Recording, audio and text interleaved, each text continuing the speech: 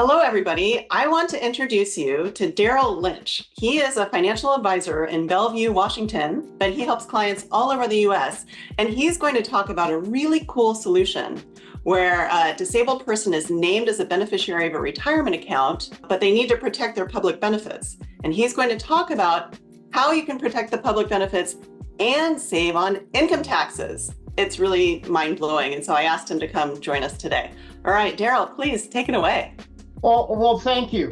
We have kind of a niche business at Oppenheimer and the Lynch Group. We work with guardians, conservators, and trustees, and our mission is to help people who can't help themselves. We're nice, we're kind, and most importantly, we care, and we're givers and not takers. And this is I'm glad Ellen invited me to do this because this is a great forum that allows us to share our mission and our message to the people in the community that we serve. And this is something that we've been doing for about the last 6 or 7 years that we found have saved a lot of people a lot of money, okay? Inherited IRAs, most of the assets our clients have, they're either in their retirement accounts or they're in their house. And inherited IRAs, we found we can really help people if they've named the child as a beneficiary of the IRA. And this is D4A money, so it's first party. Just briefly, irrevocable, created for the sole benefit, established by a parent, guardian, and medical reimbursement. Since this is first party money, D4A, it is subject to the Medicaid reimbursement stipulations, and it must be funded before you reach age 65, okay, and established. Now, so Darryl, this is the type of trust that we're going to need as you're describing how this works. Is that right? Exactly. You're going to need a first-party trust. And this is, just to kind of give you an idea, this is first-party money, but the way that we can help this saving all the cash is a private letter ruling. It's been out since 2006. And long story short, one of my clients brought this to me and said, I've been trying to get this done since 2006, since the private letter's out. No financial institution would do it. So we got on a conference call with her and talked to our legal department, head of our IRA, and we worked out a process and a procedure to make this work, to do this tax savings that really works for everybody and make sure that we can do this. And this is something we're really proud that we can do. It has to be done in 3 steps. Inherited IRA is put into the beneficiary's name at the institution that you're working with. The funds are then moved to the receiving firm, okay, because you have authority now, because in the decedent's name, you don't have any authority to do anything with it. Once it's moved into the inherited IRA at that firm, you can move it to another firm that will do this for you.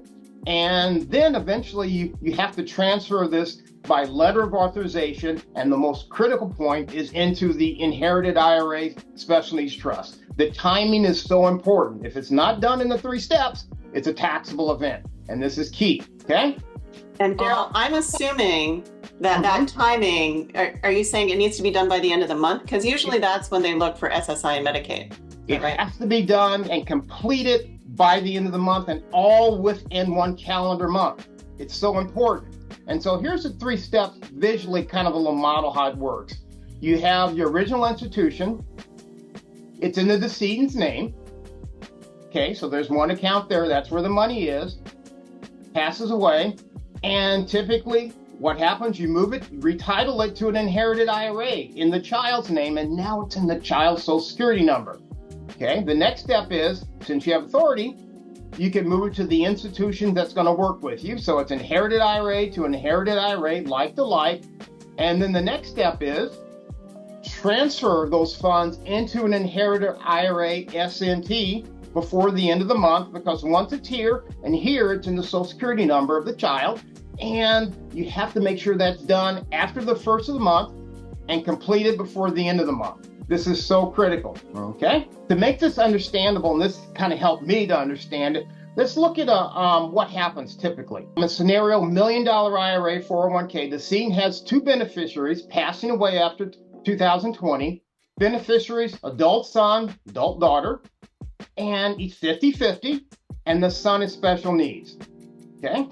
Now the daughter, we'll do this easy because this is the first one's easy, okay? The daughter is named as a beneficiary on the IRA account. Daughter receives $500,000 in from the IRA. He inherited, it's in her Social Security number, and the daughter receives an inherited IRA, half of it, $500,000, non-taxable transaction, 10-year payout, and no stretch. Okay, simple. And that's under, let me just say, that's under the Secure Act of 2020. So if you're looking at that and you're saying, well, hold on, I thought my daughter could inherit the IRA and then stretch it out over her benefits. You used to, but now unfortunately the laws have changed. So I do have a video on that about retirement accounts, and I'll put a link to that. I love your videos. Keep going, Daryl. Yeah. I love your videos, by the way. Oh, now if you've done all the work and you worked with your estate planner and you've changed all the beneficiaries on everything and all the retirement accounts, and you've changed the beneficiaries to a third-party trust, which has benefits of not being a taxable event, and it's not subject to the clawback because this is third-party money. You've done all the work and you've changed the beneficiaries. This is ideal. You're moving the son's inherited assets, $500,000, into a third-party trust, which is favorable.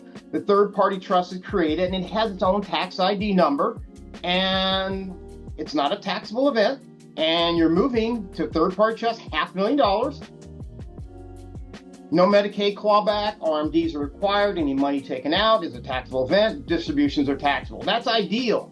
But what happens if, and we typically see this, and this is when they come to us, you have done all the beneficiary changes, but there's an uncle out here that left this $1 million and named this special needs child as a beneficiary, and you had no control over that.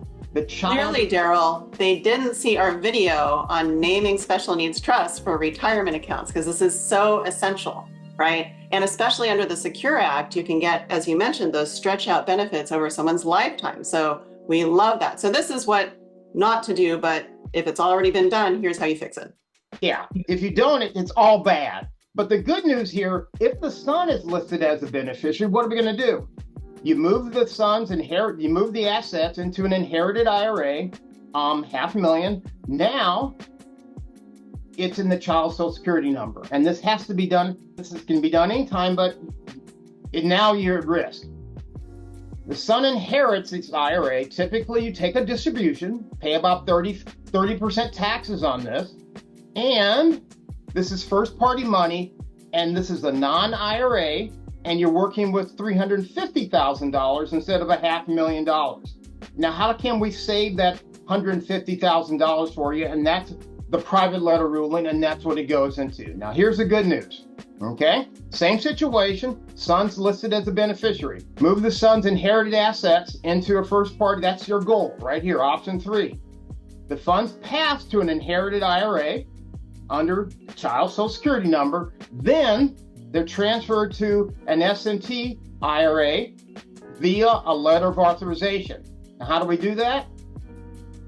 Son inherits it, opened under Social Security number. We can't have this in there for that calendar month. Don't want to print a statement. Non-taxable transfer, and you're moving the whole $500,000 into the S and T for the child under the S and T's tax ID number, and voila. You've just saved $150,000. And this is first party money.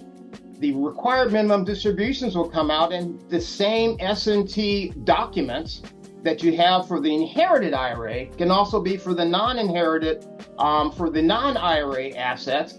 And you can park the RMDs in there if you're not spending them, okay? This is so important, and that's why we're so excited about doing it. But it has to be 3 steps.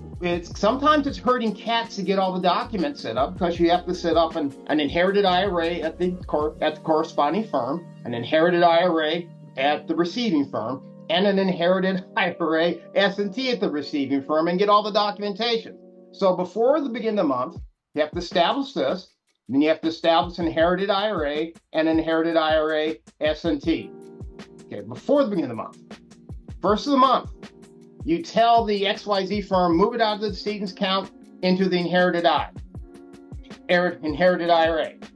And you notify the receiving firm, okay, initiate a transfer from XYZ firm to our receiving firm, and then they audit it, make sure everything comes over. This is after the first of the month.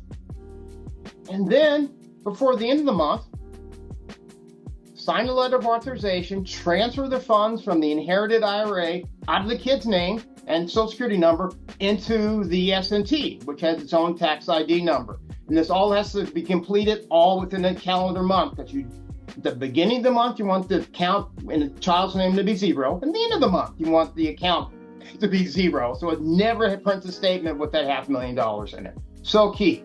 And what you've done, the benefits, non-taxable event, maintain state benefits, preserve assets for the client, non-taxable.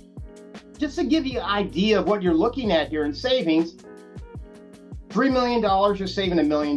This is just in federal tax. And to get down to $1 million count, you're looking at $328,000 that you're saving. And even on a $100,000 count, you're looking at 15 grand, and that's just in federal taxes. And that's kind of what we try and do. Thank you so much for clearly breaking down how this works, helping people to be able to calm down and understand that there are options, and that's what you're providing. And so thank you for joining us today. Hello everyone. If you liked my mom's video, don't forget to like and subscribe. See you all next time.